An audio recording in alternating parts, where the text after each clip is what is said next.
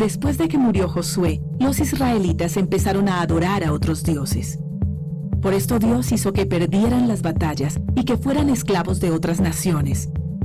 Cada vez que esto sucedía, Dios levantaba a un hombre o una mujer llamados jueces para ayudarles a los israelitas a escapar. Pero después de que escapaban, ellos volvían a sus malos caminos y no vivían como Dios les había dicho que vivieran. Luego perdían otra batalla y volvían a caer en esclavitud. Este ciclo se daba una y otra vez.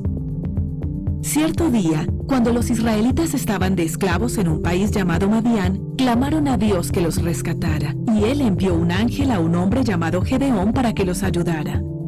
Dios le dijo a Gedeón que la única manera de vencer a los madianitas era enviar un pequeño número de soldados, solo 300.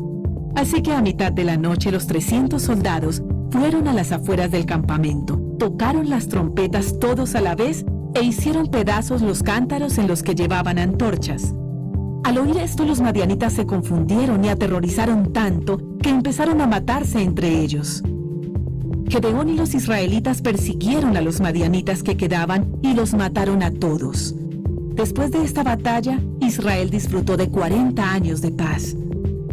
Pero cuando Gedeón murió, los israelitas volvieron a sus malos caminos y adoraron otros dioses.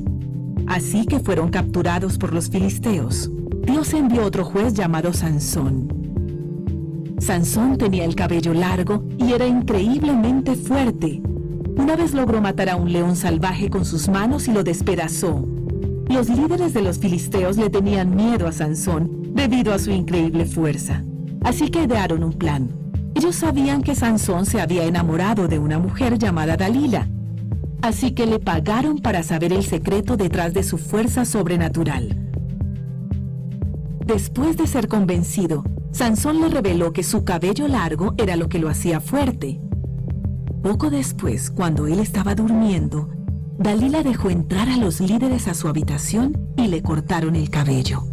Como Sansón ya no tenía fuerza, los filisteos le sacaron los ojos y lo encarcelaron. Cuando estaba allí, el cabello le volvió a crecer y su fuerza empezó a regresar. Cierto día, mientras los filisteos estaban de fiesta, sacaron a Sansón de la prisión para que los divirtiera en el palacio.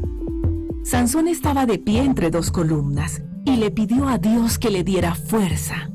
Luego puso las manos en las columnas y las empujó hasta que el techo del palacio se vino abajo. Mató a los filisteos y a sí mismo. Después de la muerte de Sansón, el patrón de desobediencia de Israel continuó. Y Dios debió buscar por fuera de Israel a alguien que siguiera sus caminos. Bienvenidos, es muy grato estar aquí y verles a todos. Gracias por venir a esta serie. Toda la serie en general llama La Historia, y es la gran historia de Dios. A veces nosotros creemos que hacemos parte de la historia de Dios como humanos, pero la verdad es que no hacemos parte de la historia de Dios, somos su historia. Y claro, nosotros, ustedes han visto, tenemos la historia primaria, también nos referimos a la historia secundaria, la historia primaria, la historia de Dios, la historia secundaria, la historia de la humanidad, pero dentro de esas historias yo tengo un papel importante y es mi historia personal, la historia de cada uno de nosotros. Y claro, ¿ustedes recuerdan el título de esta miniserie que estamos viendo? Lo tienen ahí atrás, ¿cierto? Ahí tienen la chiva. Victoria contra toda probabilidad. ¿Saben? En este punto de la historia, uno empieza a ver cómo ese título empieza a volverse más significativo, o sea, más real. Dios había prometido a su pueblo que los llevaría a tierra de Canaán y que allí ellos se podrían establecer como nación. Y había un problema grande. Claro, desde la historia primaria, desde la historia de Dios, eso no era un problema. Pero desde la historia secundaria, desde la historia de la humanidad, la cosa era diferente. ¿Recuerdan cuando ellos hicieron la incursión en la tierra, los espías, cuál fue el resumen de lo que habían visto? O sea, ellos básicamente dijeron, sí, esa tierra es excelente, pero ¿saben qué? Es imposible que la tomemos. Así que, muy agradable, muy bonita, muy próspera, pero no vamos a enfrentar esos gigantes. Y al ver ellos, esos habitantes de esa tierra como gigantes, se consideraron a sí mismos como insignificantes, como langostas, que incluso esos gigantes podrían tragar. ¿Saben? Ellos olvidaron algo importante. En primer lugar, olvidaron que Dios había prometido llevarlos a esa tierra. Pero en segundo lugar, olvidaron que Dios había prometido pelear con ellos y por ellos, sin importar si eran gigantes o no, sin importar si ellos eran pequeños o no. Lo interesante es que a pesar de eso, Dios nunca dejó de extender su mano para tomar la del hombre. Y claro, eso tenía unas condiciones. Desde que Moisés recibió la ley, ese pacto con Moisés tenía unas cláusulas y habían condiciones. Si el pueblo desobedecía a Dios, ellos iban a experimentar la derrota. Pero si el pueblo obedecía a Dios, ellos iban a experimentar la victoria. Ahora, ¿qué creen ustedes que ocurrió? Vamos a tratar de contestar esa pregunta, ¿sí? Esta mañana. Y para eso vamos a mirar algunos de las muchas condiciones que tenían los mandamientos, ¿ok?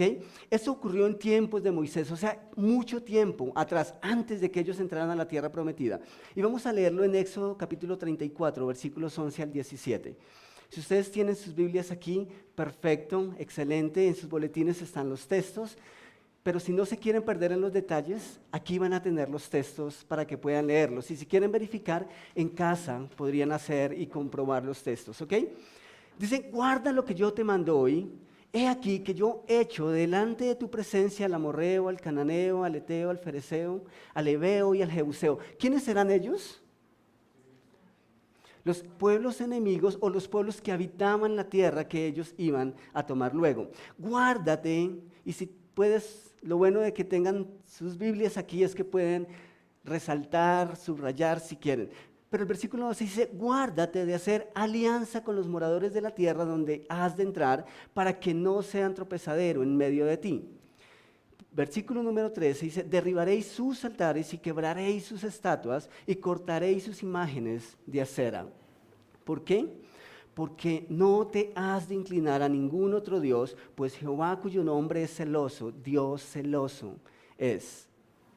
Por tanto, no harás alianza con los moradores de aquella tierra, porque fornicarán en pos de sus dioses y ofrecerán sacrificios a sus dioses, y te invitarán y comerás de sus sacrificios, o tomando de sus hijas para tus hijos y fornicando sus hijas en pos de sus dioses, harán fornicar también a tus hijos en pos de los dioses de ellas. No te harás dioses de fundición. ¿Tenía Dios derecho a pedir eso? Sí, todo el derecho, entre muchas cosas más. Pero quiero que prestemos atención a unos versículos específicos. El versículo 12, Dios dice, guárdate de hacer alianza con ellos. ¿Por qué? Porque cuando se celebra una alianza, básicamente lo que hacemos es tomar las dos partes, quitar lo que no va, tomar lo que sí va de las dos partes. Eso básicamente es una alianza. Ahora, ¿ese era el propósito de Dios? ¿Creen ustedes que dentro de la visión de Dios estos pueblos tenían algo que ofrecer a su pueblo especial? Nada. El mandato era expúlsenlos a todos. A propósito, ¿han notado ustedes la influencia de los negocios en nuestras vidas? ¿Cómo los negocios terminan afectando otras áreas de nuestras vidas que nosotros en principio dijimos, yo sé que esto va a salir bien? Conozco el caso de familias muy, muy unidas, que formaron sociedades, negocios de por medio y después se vieron seriamente afectados. Ahora, esto no quiere decir que no se pueda hacer, pero la verdad creo que sí es un punto muy vulnerable.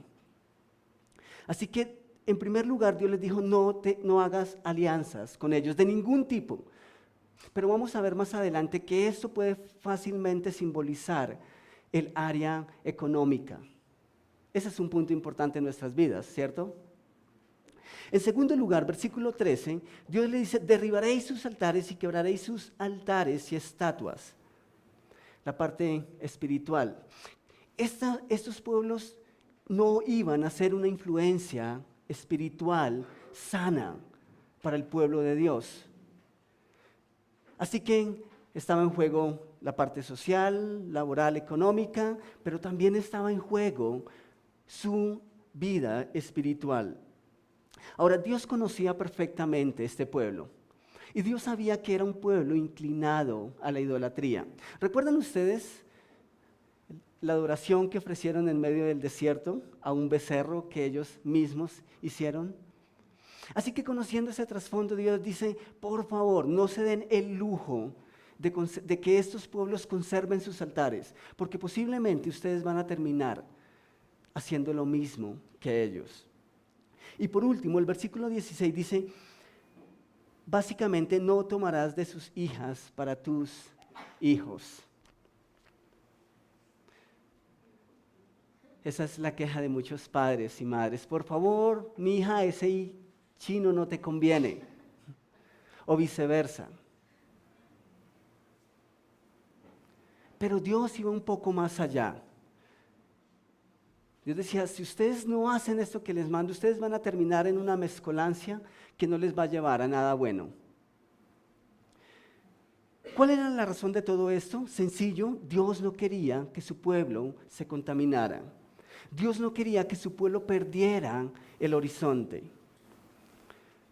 Como Dios es único, Él quería una población única, porque era la única manera en que Él podía habitar en medio de ellos.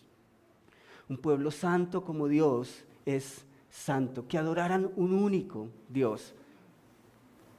Como dice el adagio común, un hombre con un reloj sabe qué hora es.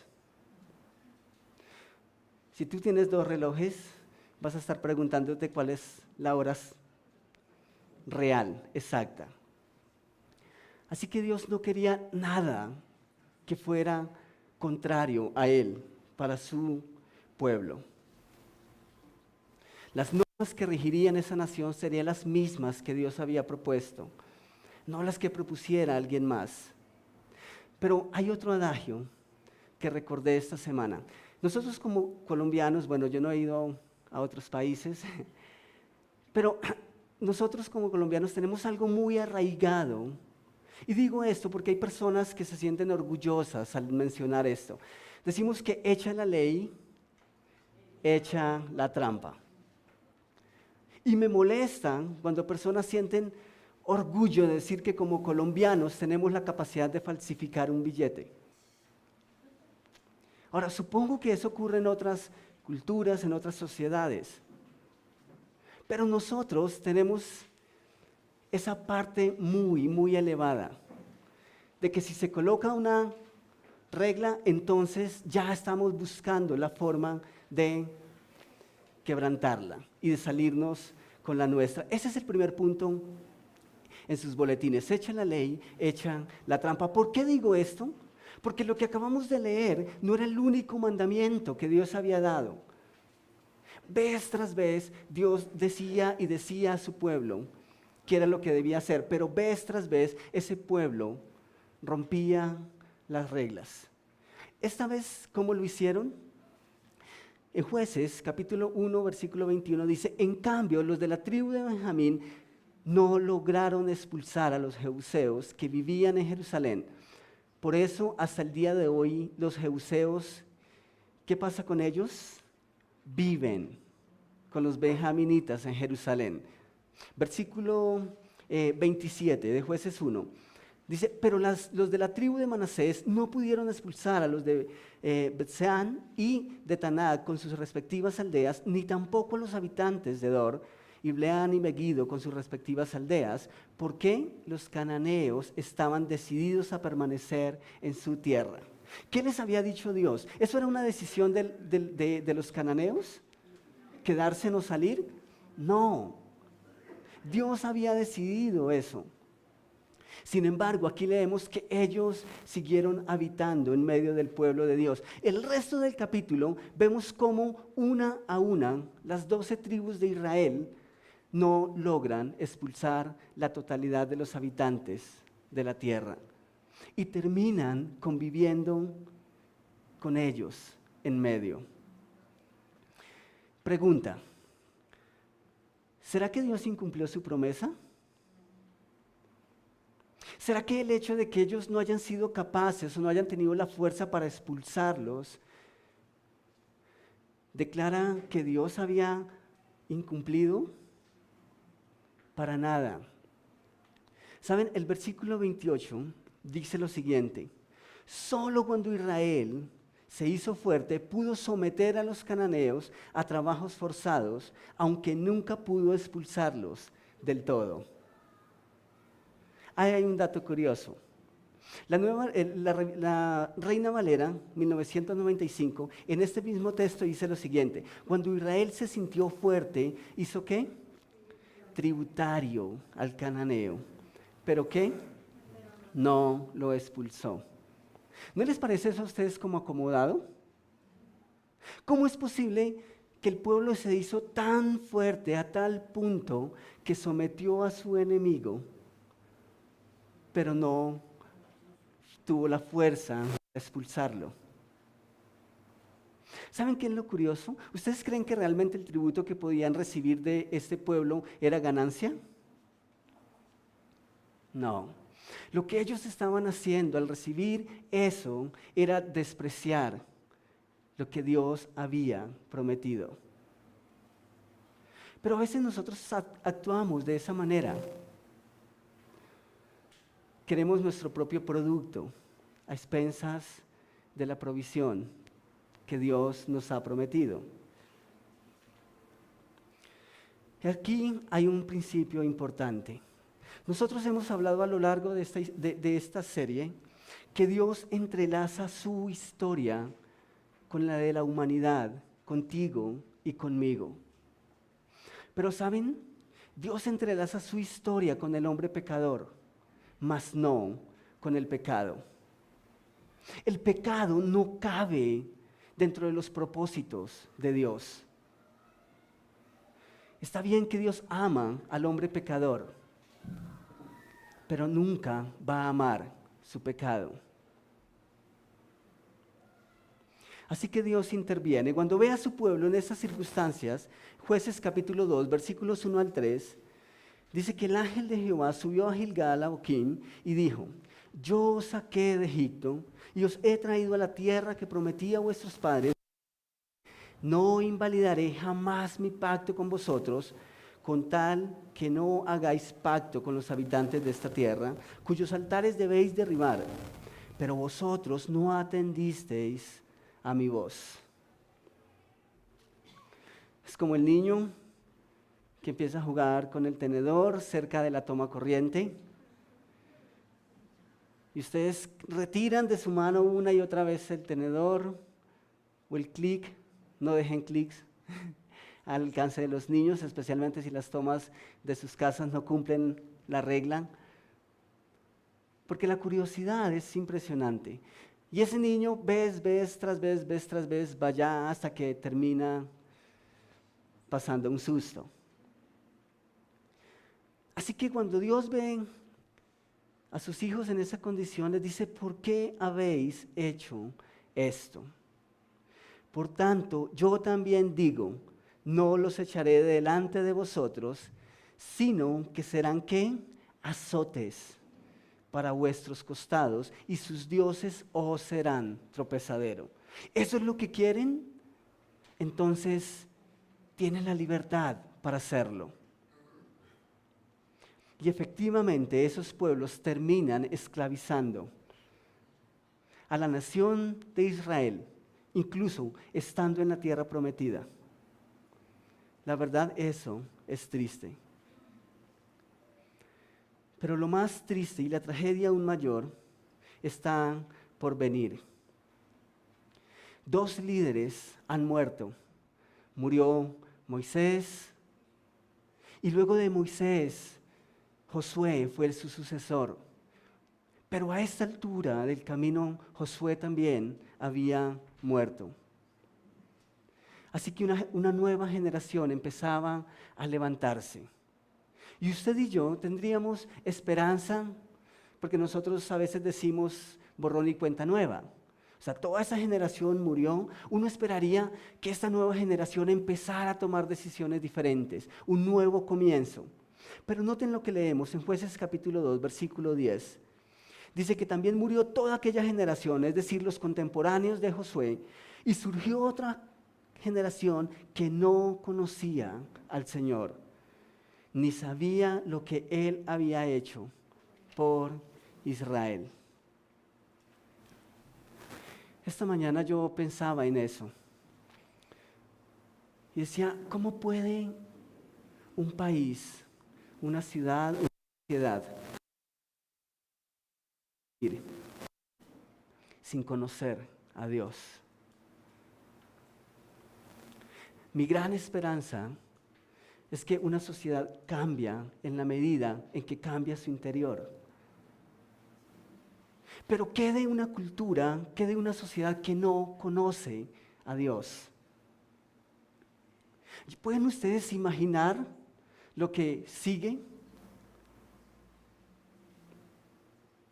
Según la historia secundaria, la historia de la humanidad, ellos no conocían a Dios. Esta generación no conocía a Dios. Pero según la historia primaria, ¿creen ustedes que Dios no los conocía a ellos? Los conocía y perfectamente. Por más que ellos pensaran y sintieran que Dios no existía o que si había un Dios era un Dios muy lejano, Dios no estaba ausente. Y Dios sabía perfectamente lo que estaba ocurriendo, por qué estaba ocurriendo, y quería hacer algo especial con esa generación. Sin duda alguna, era una situación difícil. Jueces 2, versículos 11 y 12, dice que esos israelitas hicieron lo que ofende al Señor y adoraron a los ídolos de Baal. Efectivamente, lo que Dios había dicho que podía ocurrir. Abandonaron al Señor, Dios de sus padres, que los había sacado de Egipto, y siguieron a otros dioses. Dioses de los pueblos que los rodeaban. Y los adoraron, provocando así la ira del Señor. Era una manera difícil de obtener la victoria.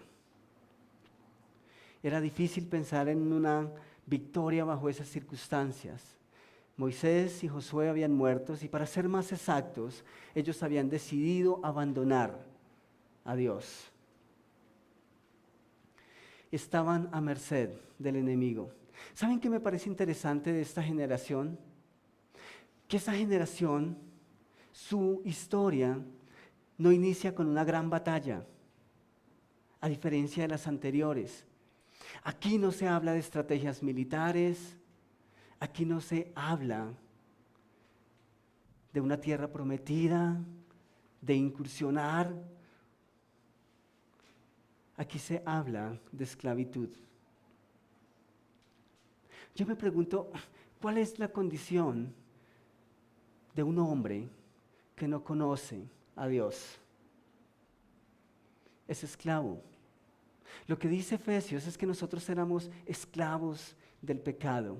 Y fue en esas circunstancias en que Dios nos encontró, en que Jesús nos encontró.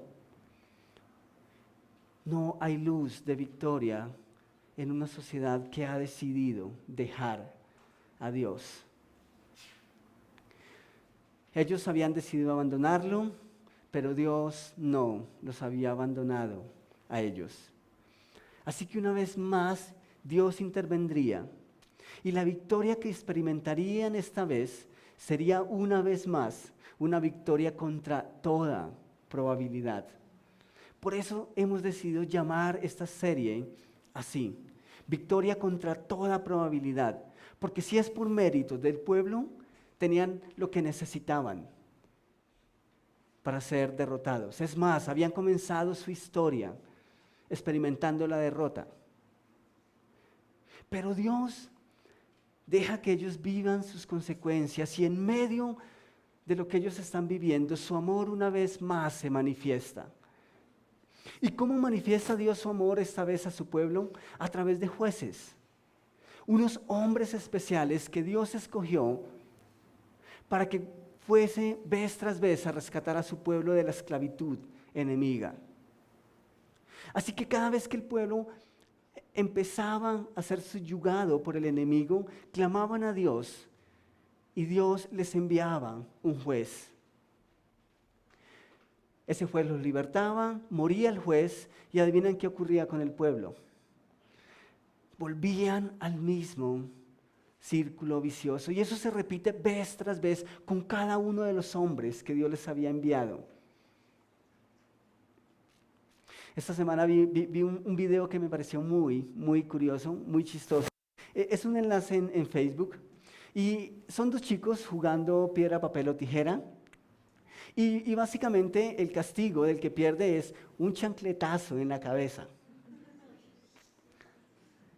Y es curioso que uno de ellos siempre saca la piedra. Y juegan como 3 veces y todas las veces pierde. Pero ¿saben qué es lo curioso? Que todas las veces saca la piedra. No piensa en nada más. ¿Saben? Albert Einstein dijo una definición de la locura. Él dijo que la locura podría fácilmente definirse de la siguiente manera: hacer lo mismo todas las veces y esperar que algo diferente ocurra. Tienen que ver ese video. ¿Saben? El pueblo de Israel cayó en ese círculo vicioso. Lo hizo vez tras vez. Pero de entre esos hombres hay un hombre especial en el que quiero enfatizar esta mañana y es Gedeón. Dios lo hizo una vez más para mostrar su poder y su compromiso con su pueblo amado. Jueces capítulo 6, versículos 11 al 13 dice que el ángel del Señor vino y se sentó bajo la encina que estaba en Ofra, la cual pertenecía a Joás del clan de Abiezer. Su hijo Gedeón estaba trillando trigo en su lagar para protegerlo de los madianitas. Cuando el ángel del Señor se le apareció a Gedeón, le dijo: el Señor está contigo, guerrero valiente. Eso era como Dios lo veía desde la historia primaria. Pero desde la historia secundaria, noten lo que dice Gedeón. Dios le dice, guerrero valiente, pero Señor, replicó Gedeón, si el Señor está con nosotros, ¿cómo es que nos sucede todo esto? ¿Dónde están todas las maravillas que nos contaban nuestros padres cuando decían, el Señor nos ha... La verdad es que el Señor nos ha dado y nos ha entregado en manos de Madián. Tenemos problemas tecnológicos.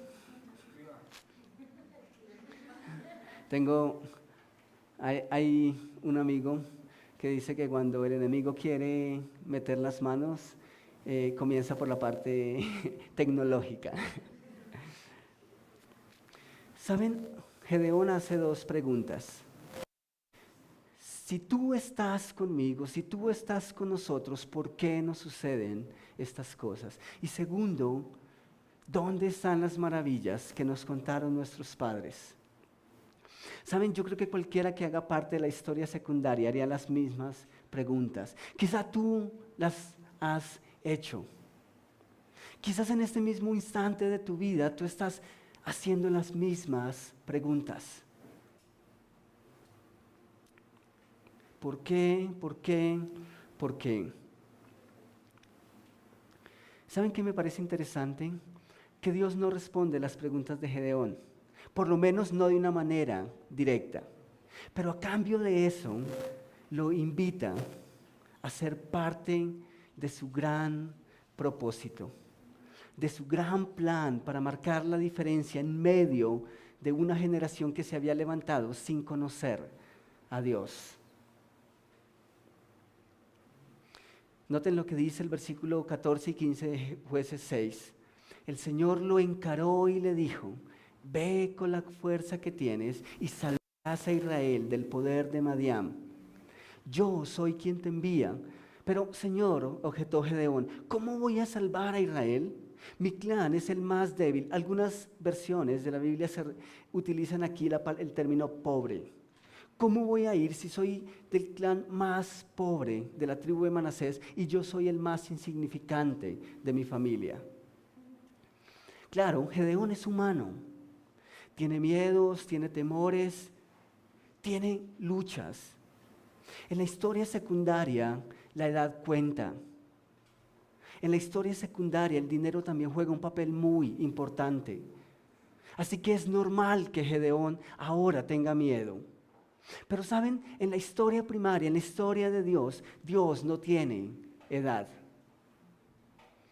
Y Dios tampoco se vale del dinero. Y lo impresionante hasta este punto es que Dios no quiere esconder sus maravillas de sus hijos, especialmente de aquellos que esperan conocerlas y vivirlas. Así que Dios quiere refrescarle la memoria a Gedeón. Y una vez más, o tal vez por primera vez, Gedeón no tiene la oportunidad, o no solo tiene la oportunidad de escuchar de boca de otros las maravillas de Dios, sino que tiene la oportunidad de verlas a través de sí mismo y de su obediencia a Dios. Y de paso nos hace una invitación a usted y a mí. No te conformes con lo que otros te cuentan. Atrévete a experimentarlo. ¿Por qué llenarnos y conformarnos con lo que otros nos cuentan acerca de Dios? ¿Por qué vivir del recuerdo cuando Dios nos está invitando vez tras vez a experimentar su dirección, su obra en nuestras vidas? Ahora, ¿cómo hacemos esto? Quiero terminar esta mañana haciendo énfasis en dos principios que quizás nos puedan ayudar a abrazar la invitación de experimentar a Dios en nuestro diario vivir. ¿Recuerdan ustedes dónde estaba Gedeón cuando Dios lo encuentra? ¿Qué estaba haciendo? Estaba trillando el trigo. ¿Para qué hacía esto? Para que sus enemigos no pudieran robarlo. Estaba trabajando, ¿cierto? Principio número 1. Dios llama a los que están ocupados. ¿Saben? Esa es una realidad vez tras vez en las Escrituras. ¿Saben qué estaba haciendo Moisés cuando Dios lo llamó? Apacentaba las ovejas de su suegro. Gedeón estaba trillando el trigo para que su enemigo no lo robara. Y más adelante vamos a ver cómo David cuidaba el rebaño de su padre cuando Dios lo llama. Dios llama a los que están ocupados. Así que si usted y yo somos de los que estamos esperando estar libres o no tener nada que hacer para obedecer a Dios y tener lugar para que Él cumpla su propósito en nuestras vidas, yo creo que necesitamos revisar nuestras agendas. Dios nunca llama a los desocupados. Hasta aquí Gedeón solo sabía que tenían un enemigo en común, que había un Dios que había hecho grandes cosas en el pasado. Gedeón sabía que era el hermano menor, el muchachito, el niñito, y sabía que su clan era el más pobre. ¿Saben? Gedeón era un vaso de barro. Ese es el título de la charla esta mañana, vasos de barro. Un vaso de barro que a los ojos de la historia secundaria podía pasar por desapercibido. pero que a los ojos de Dios tenía un propósito bien importante. Gedeón iba a libertar el pueblo de Israel. Iba con 300 hombres a enfrentar un ejército que aproximadamente lo conformaban 200,000 hombres. ¿No les parece a ustedes es un reto bastante grande? Ahora, digamos que si tienen armas mucho más sofisticadas, sería natural, no sería nada del otro mundo, que un ejército de 300 hombres derrotaran a uno de 200,000. Pero ¿saben qué es lo más impresionante de la historia? Que ellos van a una guerra y no llevan armas. La orden de Dios por parte de Gedeón es que ellos llevan vasijas de barro y llevan trompetas. El apóstol Pablo, hablando de vasijas de barro, escribió lo siguiente en Romanos 9, versículos 20-21. Dice, ¿quién eres tú para pedirle cuentas a Dios? Tú, hombre, ¿quién eres para decirle a Dios qué es lo que tiene que hacer? ¿Acaso le dirá la olla de barro a aquel que la modeló, ¿por qué me hiciste así? ¿No tiene derecho el alfarero de hacer del mismo barro unas vasijas para usos especiales y otras para fines ordinarios? En esencia, Dios es el alfarero y tú y yo somos como barro en sus manos. Él nos está moldeando. Usted y yo somos su creación especial, la corona de su creación. Y como instrumentos de barro que se dejan moldear por el alfarero, Él quiere hacer grandes maravillas. Dios es el alfarero por excelencia. Aquella vez, las vasijas de barro se rompieron. A una se rompieron todas. Entre tanto que las trompetas daban su anuncio para la guerra. El ejército enemigo, ¿saben qué hizo? Huyó. E hicieron el mismo análisis que Dios había hecho. Ellos dijeron, si tienen tantos hombres para tocar las trompetas, no nos imaginamos cuántos hombres están con espadas. Y dice que ellos, al pensar eso, huyeron de una manera tan desesperada que simplemente se confundieron entre sí y terminaron matándose unos a otros.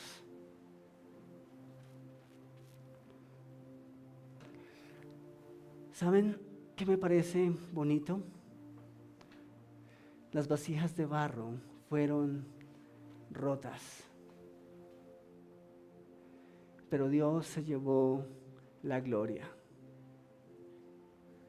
Si usted y yo somos vasijas de barro, significa que la gloria de Dios alumbra aún por medio de nuestras heridas, incluso a través de nuestros fracasos. Esa vez las vasijas fueron rotas, pero Dios se llevó la gloria. Principio número 2, si quieres dar honor a Dios, debes sacrificar el propio. Si quieres dar honor a Dios, debes sacrificar el propio.